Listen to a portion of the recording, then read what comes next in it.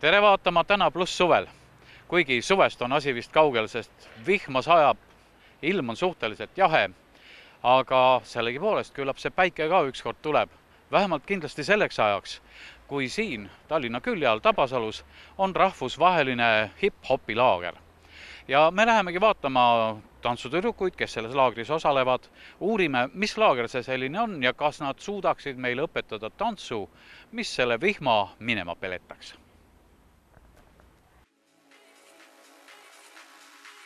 Mida see Camp of Hip-Hop ehk siis rahvusvaheline tantsulaager endast kujutab? Mida seal tehakse?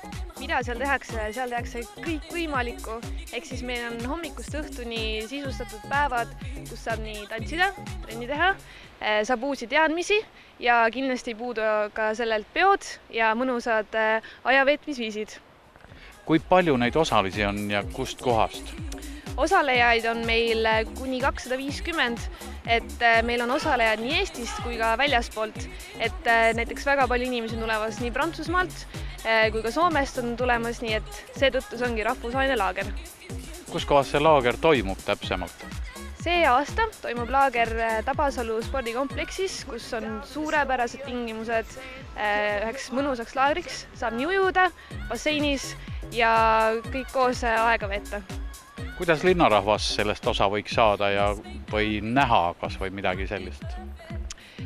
Linnarahvas, eks siin on 2 varianti, kas tulla täitsa laagris ise kohale või siis 1. august toimub ka rahvusvaheline võistlus laagri raames, kuhu on ka kõik oodatud, et kõik on koduleheküljel kirjas. Kus see võistlus toimub? Võistlus toimub samuti Tabasalu spordikompleksis. Miks üldse selline hip-hopi laager korraldati ja kui pikalt seda on toimunud?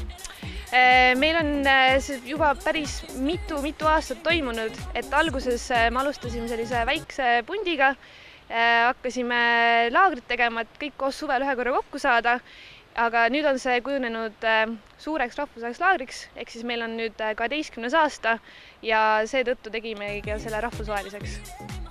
No ma tean, et teil on siin 3 tantsivat tüdrukut ka kaasas, et mul oleks väga hea meel, kui nad suudaksid nüüd meile näidata ette tantsu, mis peaks peletama vihma ära. No eks nad siis näitavad, et nad on selleks valmis. Y'all gonna make me lose my mind.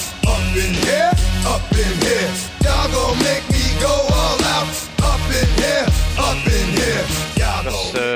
Kas sellel hip-hopil on mingisugused kindlad sammud ka või kujundab igaüks ise välja oma stiili nii nagu tahab?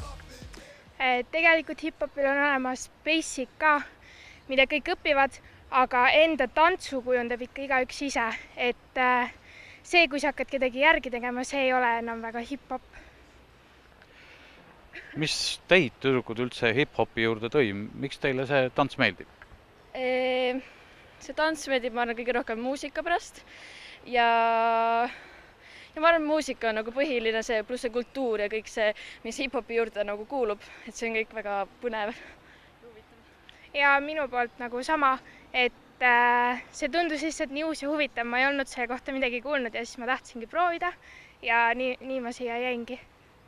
Ja siis see on minu arvates kõige parem stiil, mida nagu algus õppima hakata. Ma näitan sulle siis sellise sammu, mille nimi on crisscross. Et siis on lihtsalt hüppad rist, ehk siis hüppad 1, 2 ja 3. Ja siis läheb uuesti 1 ja 2 ja 3 ja 4 ja 5 ja 6 ja 7 ja 8 ja. Selle nimi on crisscross.